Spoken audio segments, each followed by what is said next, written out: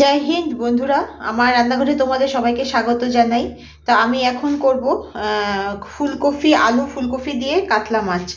তো এটা একদম লোকাল কাতলা, আমাদের এখানকার ব্রহ্মপুত্র নদীর একদম লোকাল কাতলা। তো তা তা আমি এখন এই ফুলকপি দিয়ে কাতলা মাছ করার জন্য যা যা মশলা লাগবে আমি পরপর দিতে থাকবো। তো এখন আমি সবার প্রথমে এখানে দিয়ে দেব, কড়াইতে দিয়ে দেব সবার প্রথমে পর্যাপ্ত পরিমাণে তেল। মাছটাকে ভাজার জন্য আমি এখানে তেল দিয়ে দেব।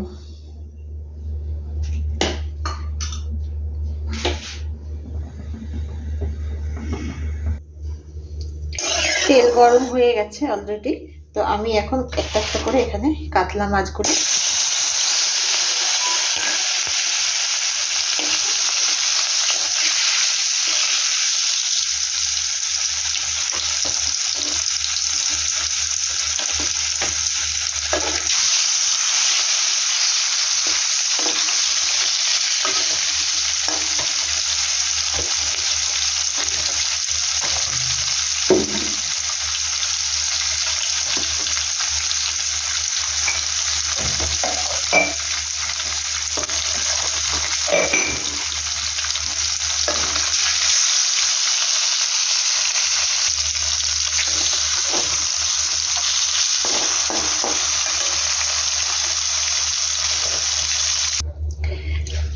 আমার মাছ ভাজা হয়ে গেছে। এখন আমি এই আলু ফুলকপির মধ্যে একটু লবণ হলুদ মাখিয়ে তারপর আলু ফুলকপিগুলোকে তেলের মধ্যে ছাড়বো।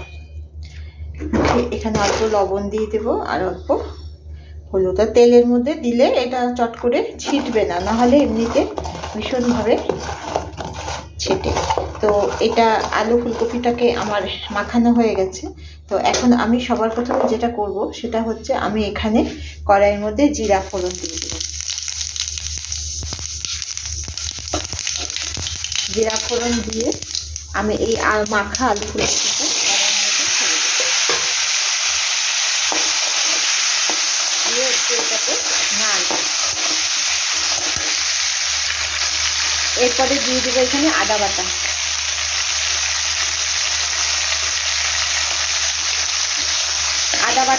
আদা বাটা দিয়ে এই আলু ফুলকপিটাকে আবার একটু কিছুক্ষণ, এই 10 সেকেন্ড মতো এটাকে এইভাবে নেড়ে নেব, যাতে আলু ফুলকপি আদা সব কিছু একসঙ্গে পুরো মিশে যায়।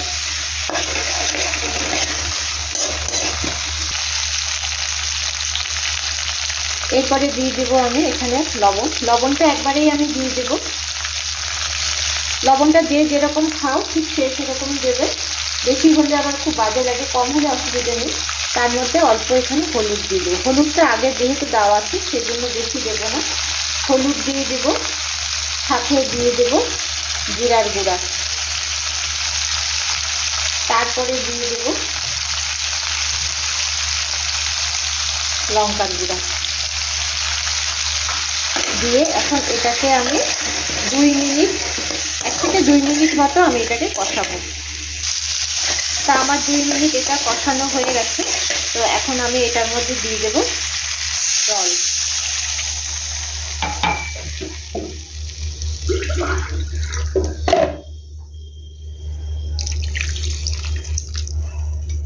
বেশি পাতলা করব না।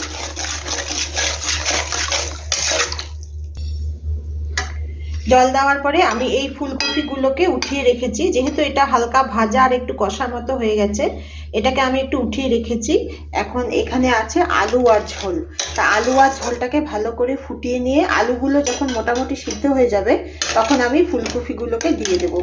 ফুলকপিগুলো ঝোলের মধ্যে নরম হয়ে গেলে খেতে ভালো লাগে না, একটু কচকচ করলে খেতে বেশি ভালো লাগে। তো আমরা এরকমই খাই। তো সেই জন্য আমি উঠিয়ে নিলাম। এখন এটাকে ঢাকা দিয়ে দেবো। 5 মিনিট আমার এটা হয়ে গেছে। তো আমি এখন এটাকে উঠিয়ে দেখি কিরকম অবস্থা। পুরো ফুটছে। আর আলুটাকে একটু দেখি। আলুটা মোটামুটি সিদ্ধ, ভালোই সিদ্ধ হয়ে গেছে, আধা থেকেও বেশি সিদ্ধ হয়ে গেছে। এখন আমি এই ফুলকপিগুলোকে আস্তে আস্তে এই ফুলকপিগুলোকে দিয়ে দেবো। ফুলকপিগুলোকে আমি দিয়ে দিয়েছি। এখন ফুলকপির সাথে আলুটাকে আরও এই 2 থেকে 3 মিনিট, 2 মিনিট মতো আমি এটাকে ফুটাবো একসাথে, তারপরে আমি মাছ ছাড়বো। ততক্ষণ আমি এটাকে একটু ঢাকা দিয়ে দিই। আমি মাছগুলো দিয়ে দিয়েছি, এখন উপর দিয়ে দুটো মতো কাঁচা লঙ্কা দিয়ে দিব। তোমরা চাইলে আরও দিতে পারো, যারা ঝাল বেশি খায় তারা দিতে পারো। তো আর যারা ঝাল কম খায় তারা লঙ্কার গুঁড়াও কমাতে পারো, সেটা তোমাদের উপর। তো আমরা একটু ঝাল বেশি খাই, সেই জন্য কাঁচা লঙ্কা দিয়ে দিলাম। তো এখন এটাকে আরও 2 মিনিট আমি ফুটাবো। আমার মাছের ঝোল হয়ে গেছে, তো আমি এটাকে নামিয়ে নিয়েছি। তো তোমাদের এই রেসিপিটা যদি ভালো লেগে থাকে তাহলে লাইক, শেয়ার আর সাবস্ক্রাইব করে দিও। এইভাবে যদি কেউ করে না থাকো তো এরকমভাবে আলু ফুলকপি দিয়ে ঝোল বানিয়ে দেখো, খুব ভালো লাগবে। তোমরা হয়তো অনেকে অনেক রকম জানো, এইটা আলু ফুলকপি, মাছ দিয়ে আলু ফুলকপি। তো রেসিপিটা দিও, আমি নিশ্চয়ই শেয়ার করব। তো তোমরা সবাই ভালো থেকো, সাবধানে থেকো। তো আজকের জন্য টাটা।